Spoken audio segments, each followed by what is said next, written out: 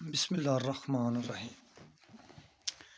अस्सलामुअलैकुम जनाब, की हाल चाल है सारे वीर भरावां दे? ठीक खुश? तो जनाब अज तरीक 4 दूसरा महीना 2024। माल चेक करो माशाल्लाह कैसा है। तो जनाब गल्ला मंडी खानगढ़ अज माल विकेआ जनाब सुपर 1509 है। ठीक हो गया। ये जनाब कैश रेट ते विकी है 4900 ते 50 रुपए च। माशाल्लाह माल भी चंगा अच्छा है, चंगे सिरे का माल है। हाफ है, फुल नहीं हुई। ठीक हो गया। तो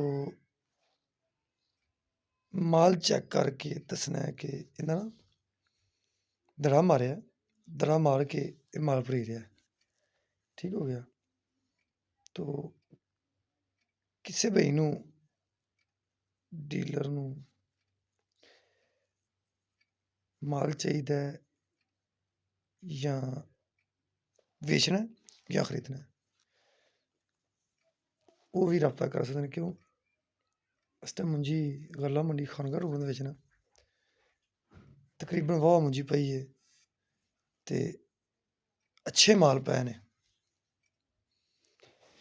कैश कारा रूटीन तिन्ने चीज़ां ही चल जाणगियां।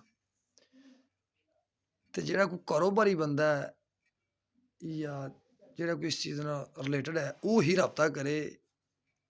बंदे अक्सर परेशान करदे ने ते एह् भाई सीरियस कम्म है कि इंदे च एह् कोई मजाक नहीं हुंदा, मुनासब नहीं हुंदा, बंदा अच्छा नहीं लगदा।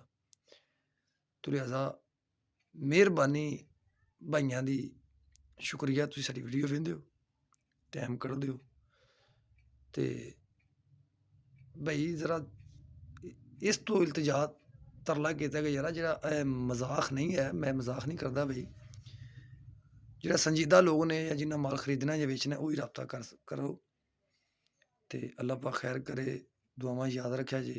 अल्लाह पाक सेहत दे, तुहानूं तंदरुस्ती दे। वालेकुम अस्सलाम।